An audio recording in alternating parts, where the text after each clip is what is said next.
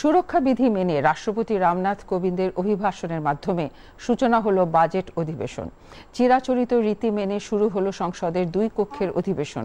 রাষ্ট্রপতি বলেন, দেশের কৃষকদের কল্যাণে নানা পদক্ষেপ নিয়েছে কেন্দ্র।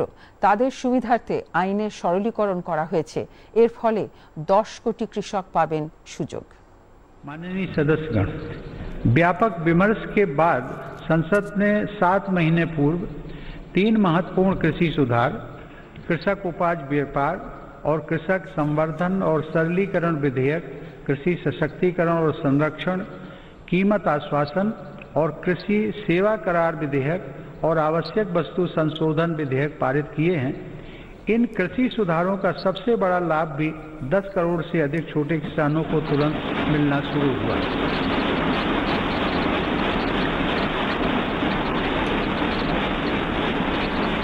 छोटे किसानों को होने वाले इन लाभों को समझते हुए ही अनेक राजनीतिक दलों ने समय समय पर इन सुधारों को अपना भरपूर समर्थन दिया था। देश में अलग अलग फोरम पर देश के हर क्षेत्र में 2 दशकों से जिन सुधारों की चर्चा चल रही थी और जो मांग हो रही थी, वह सदन में चर्चा के दौरान भी परिलक्षित हुई। वर्तमान में इन कानूनों का अमलीकरण देश की सर्वोच्च अदालत ने स्थगित किया हुआ है। मेरी सरकार उच्चतम न्यायालय के निर्णय का पूरा सम्मान करते हुए उसका पालन करेगी। लोकतंत्र और संविधान की मर्यादा को सर्वोपरि रखने वाली मेरी सरकार इन कानूनों के संदर्भ में पैदा किए गए भ्रम को दूर करने का निरंतर प्रयास कर रही है। मेरी सरकार ने लोकतंत्र में अभिव्यक्ति की आज़ादी और शांतिपूर्ण आंदोलनों का हमेशा सम्मान किया है, लेकिन पिछले दिनों हुआ तिरंगे और गणतंत्र दिवस जैसे पवित्र दिन का अपमान बहुत दुर्भाग्यपूर्ण है। जो संविधान हमें अभिव्यक्ति की आज़ादी का अधिकार देता है, वही संविधान हमें सिखाता है कि कानून और नियम का भी उतनी ही गंभीरता से पालन करना चाहिए।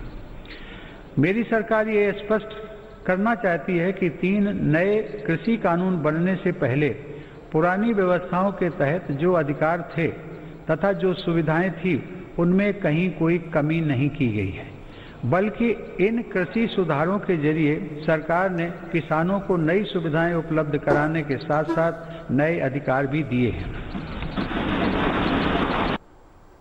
স্বাধীনতার পর দেশবাসীর স্বপ্ন পূরণ করতে উদ্যোগী কেন্দ্র। আত্মনির্ভর ভারত গঠনের লক্ষ্যে যা একান্ত অপরিহার্য। দেশে তৈরি 2টি করোনা টিকা করোনা যোদ্ধাদের দেওয়ার কাজ চলছে। এর পাশাপাশি বিদেশেও পাঠানো হয়েছে। माननीय सदस्यगण, आजादी की लड़ाई के समय हमारे स्वतंत्रता सेनानी जिस सशक्त और स्वतंत्र भारत का सपना देख रहे थे, उस सपने को सच करने का आधार भी देश की आत्मनिर्भरता से ही जुड़ा था। कोरोना काल में बनी वैश्विक परिस्थितियों ने जब हर देश की प्राथमिकता उसकी अपनी जरूरतें थी, हमें ये याद दिलाया है कि आत्मनिर्भर भारत का निर्माण क्यों इतना महत्वपूर्ण है।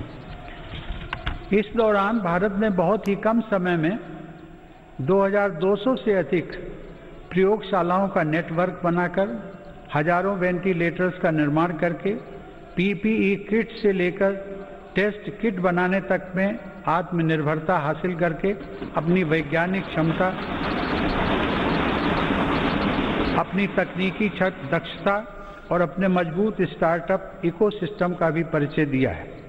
हमारे लिए यह और भी गर्व की बात है कि आज भारत दुनिया का सबसे बड़ा टीकाकरण अभियान चला रहा है।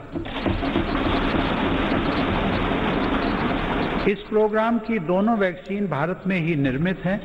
संकट के इस समय में भारत ने मानवता के प्रति अपने दायित्व का निर्वहन करते हुए अनेक देशों को कोरोना वैक्सीन की लाखों खुराक उपलब्ध कराई है। भारत के इस कार्य की विश्व भर में हो रही प्रशंसा हमारी हजारों वर्ष पुरानी संस्कृति, सर्वे संतु निरामया की भावना के साथ जग कल्याण की हमारी प्रार्थना हमारे प्रयासों को और ऊर्जा दे रही है। দেশের অগ্রগতির ক্ষেত্রে পরিকাঠামো উন্নয়নে জোর দেওয়া হয়েছে। এর অন্যতম বিষয় হিসেবে রাষ্ট্রপতি প্রধানমন্ত্রীর গ্রাম সড়ক যোজনা প্রকল্পের কথা তুলে ধরেন। তিনি বলেন, বর্তমান সরকারের আমলে রাস্তা নির্মাণের ক্ষেত্রে অভূতপূর্ব সাফল্য পাওয়া গেছে। माननीय सदस्यगण, हमारे गांवों को 21वीं सदी की जरूरतों और इंफ्रास्ट्रक्चर से जोड़ने के लिए मेरी सरकार ने ग्रामीण सड़क नेटवर्क के विस्तार में भी सराहनीय काम किया है। प्रधानमंत्री ग्राम सड़क योजना के अंतर्गत देश के ग्रामीण क्षेत्रों में 6,42,000 किलोमीटर सड़क का निर्माण पूरा कर लिया गया। देश के इंफ्रास्ट्रक्चर को आधुनिक रूप देने के लिए मेरी सरकार 110 लाख करोड़ रुपए से अधिक की नेशनल इंफ्रास्ट्रक्चर पाइपलाइन पर भी काम कर रही है।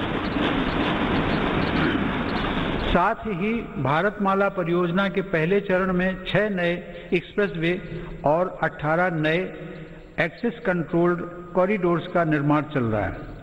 गुजरात के हजीरा और घोघा के बीच शुरू की गई रो पैक्स फेरी सेवा हो या फिर केवड़िया और साबरमती रिवर फ्रंट के बीच सी प्लेन सेवा, ये भारत में वाटर ट्रांसपोर्ट को नया आयाम दे रहे हैं। ক্ষুদ্র মাঝারি শিল্পে উন্নয়নের প্রসঙ্গ তুলে ধরে রাষ্ট্রপতি রামনাথ কোবিন্দ বলেন, প্রান্তিক স্তরের মানুষকেও কেন্দ্রীয় সরকারের সুফল পৌঁছে দিতে তৎপর হয়েছে কেন্দ্র।